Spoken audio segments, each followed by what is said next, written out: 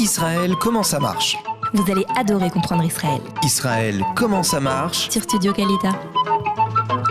Salut à tous, bienvenue. Si vous ne connaissez pas le kibbutz, eh bien restez avec nous. Vous allez tout savoir, vous allez tout comprendre grâce à mon invité du jour, Marco Sarabia, ici présent. Bonjour, ça va Marco? Très bien. Alors je dis Marco, ça fait un peu familier, mais pourtant on ne se connaît pas. C'est vrai. Mais bon, on est tous un peu de la même famille. Hein. Voilà, c'est ça. C'est ça. Et puis en plus, membre du kibbutz depuis de nombreuses années. Alors on va juste résumer un tout petit peu le parcours avant de rentrer dans les explications. Vous êtes né à Tunis, vous avez grandi à Montpellier et vous êtes installé au kibbutz Tsouba il y a à peu près 28 ans. C'est ça. Et kibbutz Tsouba, c'est toute ma vie israélienne pratiquement. Voilà, on voit des photos défiler derrière nous. Voilà, on les commentera après. Après, exactement. Alors, à part ça, vous êtes membre du comité directeur du Parti travailliste. Vous dirigez le cercle francophone du Parti travailliste, du Parti Avoda, c'est comme on veut. Voilà, et puis, comme vous l'avez dit, le kibbutz, c'est tout de votre vie. Alors, c'est un rapport, le kibbutz et le Parti travailliste?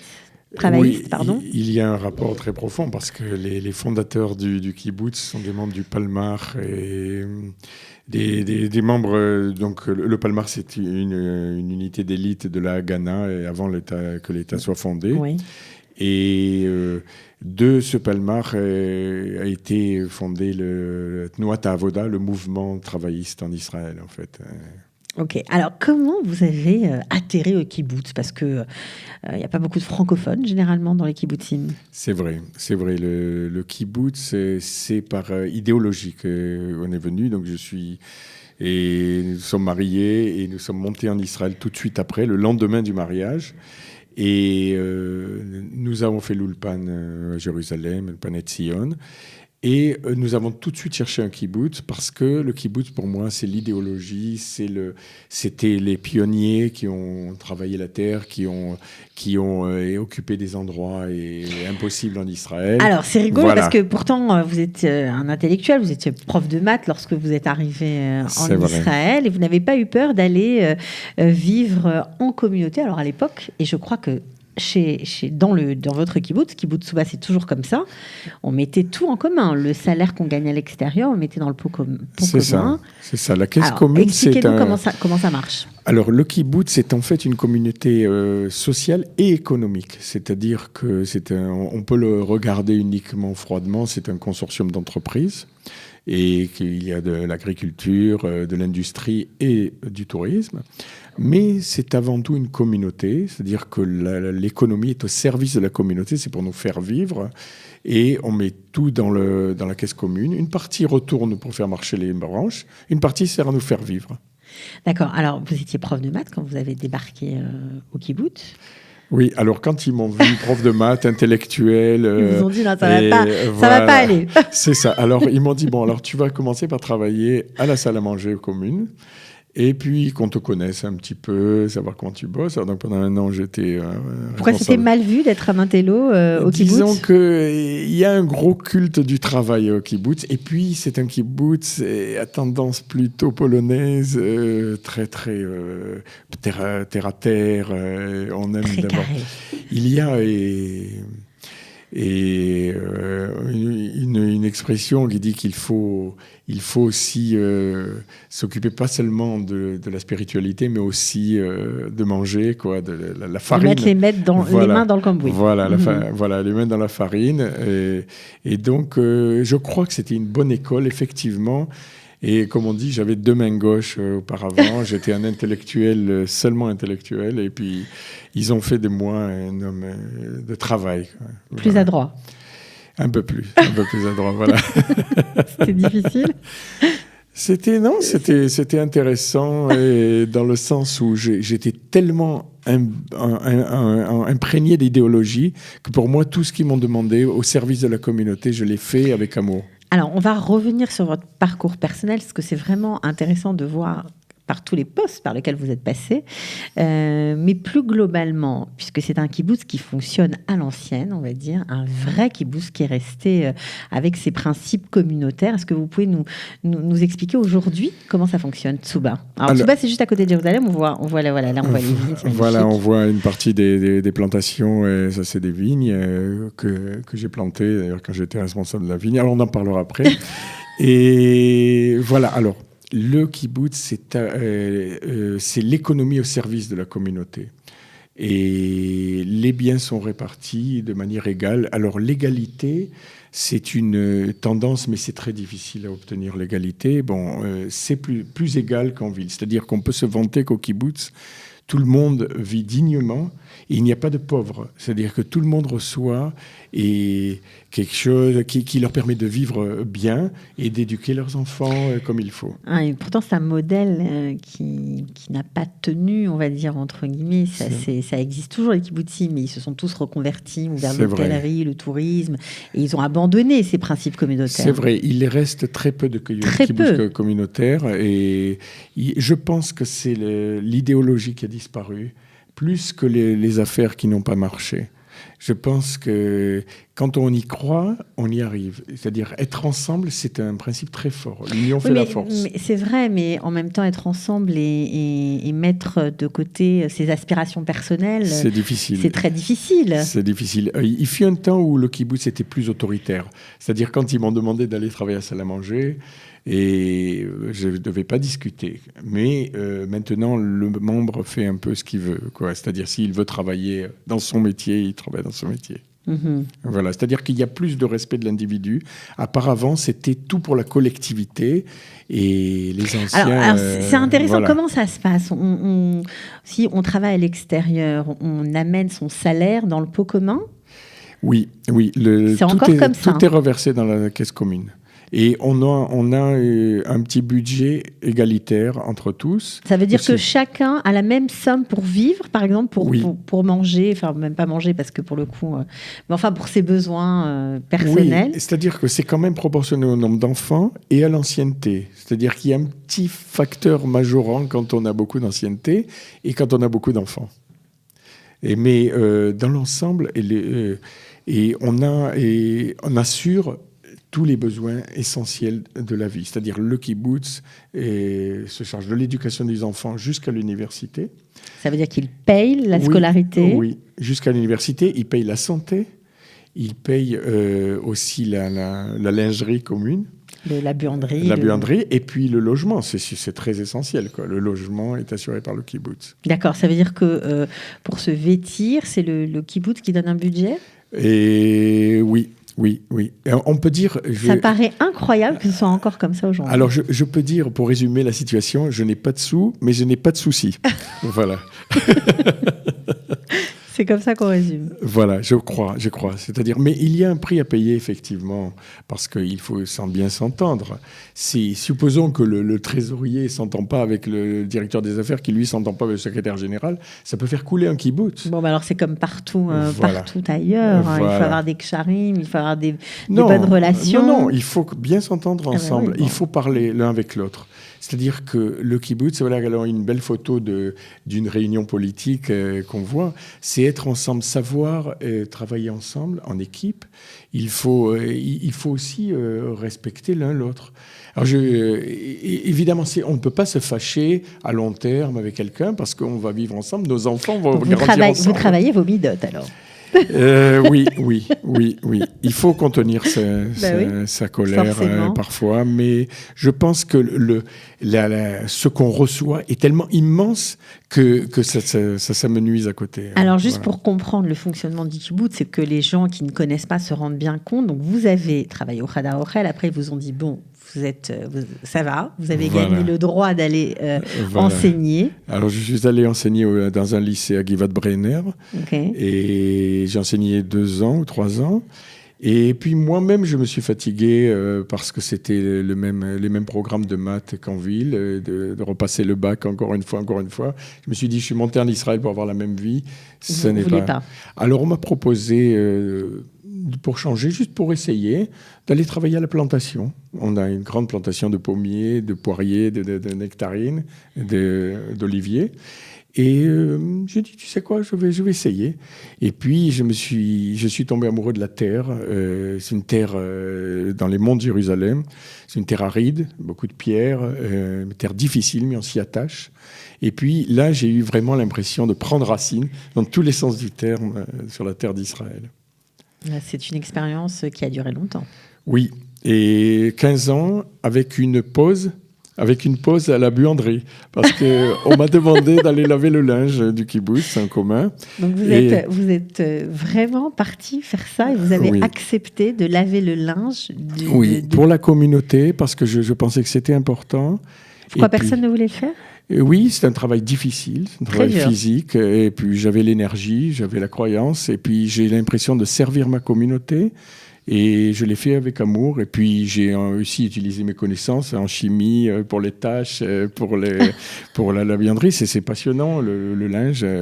Ma mère était couturière, en fait, Zichrona Lebracha.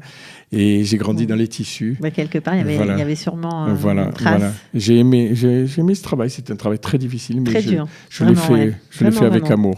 Ok. Alors, vous avez... donc, passé par tous ces postes-là, mais c'est pas fini. Oui, c'est pas fini.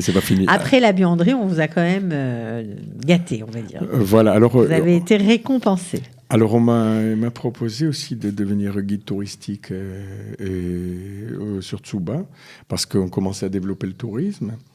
Et donc, en parallèle, je suis revenu à l'enseignement un petit peu. J'ai enseigné des Américains. Donc, j'ai enseigné en hébreu, en français et en anglais. Mais le Tsuba est sur une terre riche en archéologie, riche en histoire. De toute façon, tout autour de Jérusalem, où que vous alliez, et que vous grattiez le sol, il y a des vestiges très riches qui remontent au temps biblique, au premier temple et au second temple. Voilà. Alors donc, je me suis attaché encore plus à la terre de Tsuba. Par son histoire. Voilà. Okay. Alors donc, vous avez eu cette petite récréation, on va dire, et puis ensuite, ils vous ont dit, tu vas reprendre des responsabilités puisque tu es doué en maths et tout ça. Qu'est-ce qu'on vous a proposé ? Alors, j'étais responsable de la vigne. À ce moment-là, je suis retourné à la vigne. Et puis, ils m'ont dit, tu sais, il nous manque quelqu'un au laboratoire de recherche industrielle de l'usine. On a une énorme usine de pare-brise, de vitres. Et toi, tu connais un peu les maths, la physique, la chimie. On a besoin de quelqu'un comme toi. Et j'ai sauté sur l'occasion. Et je pense que je suis revenu donc à la science, à la technologie. Et cela m'a fait du bien. Et j'ai eu l'impression aussi de servir la communauté, puisque l'usine est une des sources de revenus les plus importantes du kibbutz. Oui, et puis c'est une usine très connue qui vend dans le monde entier. Qu'est-ce que vous exportez ?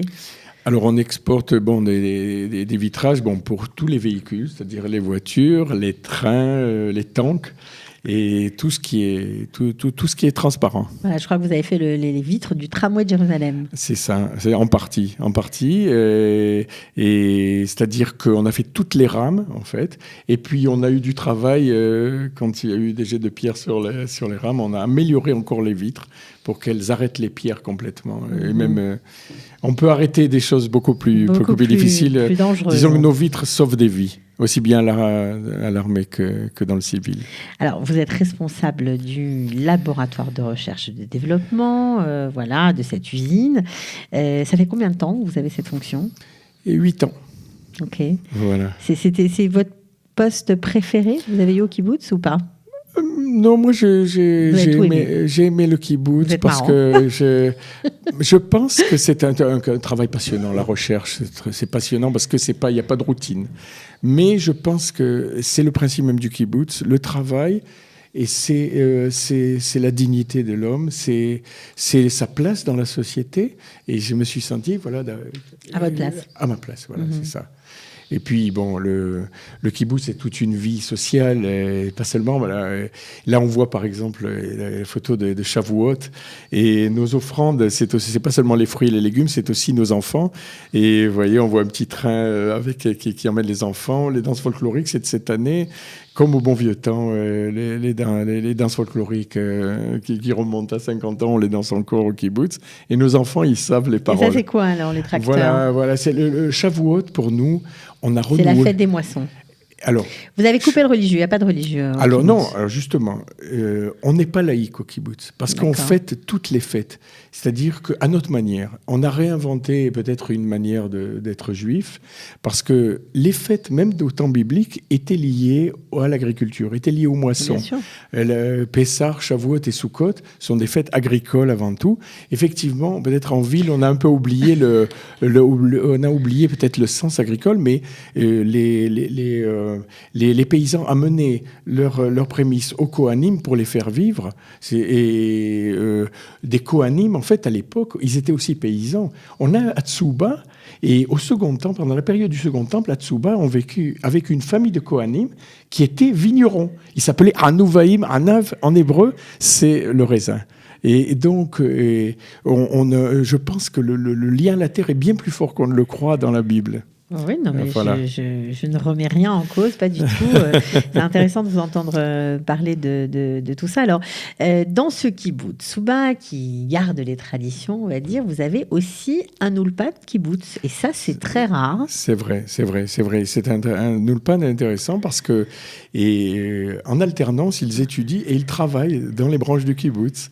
Alors, Ah, c'est un programme, pourquoi? Pour les jeunes, j'imagine? oui, jusqu'à 30 ans, et on prend des ulpanistes. Et dans les ulpan kibbutz, c'est un programme très, très construit pendant 5-6 mois.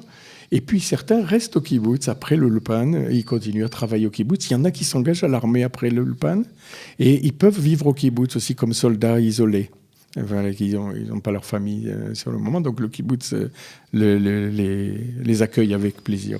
Donc c'est important de le préciser parce qu'on a souvent des questions sur on voudrait venir faire notre alia au kibbutz, mais on n'a personne pour nous accueillir, comment on peut faire, etc. Donc là, c'est Oui, vrai. c'est très, Tsuba, très- on peut se connecter sur Ulpan Kibbutz C'est et ça. vérifier, trouver, taper Tsuba. Alors ça s'écrit Tzuba, si je ne me trompe pas, Oui, sur Internet. Oui, je pense que c'est En comme fran- ça. Ouais. enfin, en C'est comme ça. franglais, comme Le ça. mieux, c'est de l'écrire en hébreu. Ah oui, ça c'est sûr. Alors, qu'est-ce que vous auriez comme conseil, vous qui êtes là depuis 30 ans, environ 29 ans, à ceux qui nous écoutent peut-être et qui hésitent, qui ne savent pas trop comment s'y prendre? Moi, je pense qu'il y a plusieurs facteurs d'intégration réussie. Et d'abord, le rapport à la terre, c'est un facteur d'intégration. On s'attache à cette terre, surtout quand on la travaille. Et l'armée, quand j'ai fait l'armée, les Milouim, ça, c'est une partie intégrante parce qu'on sert son pays et donc il nous appartient un peu. Et l'engagement politique, et moi je me suis engagé tout de suite sur les traces de Rabin, Zichrono Libracha, parce que beaucoup des fondateurs du kibbutz ont combattu avec Rabin pendant la guerre d'indépendance. Ce sont des libérateurs de Jérusalem et qui étaient assiégés en 1948 pendant l'indépendance. Et il y a encore des vétérans qui peuvent en parler. Et je pense que l'engagement politique, c'est une manière d'influencer la société israélienne. Et de la connaître aussi de l'intérieur. Voilà, et parce que la réalité israélienne est plus complexe qu'on ne le croit. Et l'engagement politique, c'est faire partie, être une partie intégrante du pays. Et donc, qu'importe le parti, je pense que celui qui prend parti, c'est celui qui ne reste pas comme ça en dehors. Et puis, il apprend à connaître aussi les gens qui dirigent le pays, parce qu'après tout, les politiciens sont ceux qui décident de notre destin. C'est ceux qui nous envoient à la guerre quand on doit partir à la guerre. Ouais, c'est vrai, Voilà. c'est vrai. Alors, on dit souvent qu'il faut préparer son alia, il faut arriver avec des projets, des idées bien établies, déjà trouver du travail, essayer de faire une préparation optimum. Quand on vous entend, c'est pas clair. Non, c'est pas clair. C'est-à-dire qu'il faut beaucoup d'ouverture et de souplesse. C'est-à-dire qu'il faut accepter avec amour ce qui arrive. Et le pays nous offre des opportunités. Extraordinaire. Voilà. Et c'est-à-dire qu'il y a une souplesse de pensée ici qu'il n'a pas en France. Et c'est vrai que moi, j'ai été prof de maths. Je devais rester prof de maths toute ma vie. En fait, si j'étais resté en France, je serais à la retraite, jusqu'à la retraite, encore prof de maths. Mais ici, ça nous a obligés à sortir de De votre zone de confort. De zone de confort. Et je crois que le kibbutz, surtout, c'est un mode de vie tellement différent. Et la vie en ville, on pense beaucoup à soi, à sa survie, tandis que là, on pense à la survie de la communauté. Et la survie de la communauté, c'est notre survie à nous. Évidemment, je n'ai pas parlé de l'éducation des enfants, qui est extraordinaire au kibbutz. Oui, peut faire partie d'une émission à part. Tout à fait. Parce que les kibbutzniks... Le Bet Yeladim existe toujours à Tsuba? Oui, c'est-à-dire, les enfants dorment chez leurs parents. Hein. C'est ça qui a changé. Voilà, c'est ça qui a changé. Mais il y a encore l'esprit communautaire et les enfants grandissent ensemble comme des frères et sœurs, en fait. Hein. Et il y a beaucoup d'enfants. On fait beaucoup d'enfants au kibbutz. Hein. La moyenne, c'est 4-5. Moi, j'ai 4 enfants qui sont grands maintenant. Hein, l'un d'entre eux est à l'armée. Mais je pense que les jeunes kibbutzniks donnent aussi une shnat shirut. En plus du service militaire, ils donnent un service civil. Un an de volontariat dans une des structures du kibbutz. Non. En dehors du kibbutz? En dehors du kibbutz, en Israël, c'est-à-dire chez les villes défavorisées, dans les villes favorisées. En dehors du kibbutz, ok. Voilà, c'est ça. Un an plus le service militaire normal. Bon. Voilà. Alors, c'était le kibbutz, comment ça marche à travers l'expérience vécue réelle, bien réelle, puisqu'il est toujours kibbutznik, comme on dit, à Tsuba. On peut aller vous voir, on peut vous faire un petit coucou si on passe dans la région. Mais celui qui passe au kibbutz sera le bienvenu. J'ai toujours du café à la maison. Voilà, alors il y a un grand parc d'attractions à côté de Tsuba pour les ceux qui enfants. Ne connaissent pas exactement. Voilà. Et puis il y a des ruines magnifiques, d'une extraordinaire qui disent toute l'histoire d'Israël. Ok, on était ravis de vous accueillir. Merci d'être venu jusqu'à nous. Eh bien, avec plaisir. Et à très bientôt. Et bonne chance pour votre belle vous émission. Aussi pour vous, toutes vos activités multiples et variées. Bonne chance. Merci. À bientôt. Au revoir. Israël, comment ça marche? Vous allez adorer comprendre Israël. Israël, comment ça marche? C'est tout de suite sur Studio Kalita.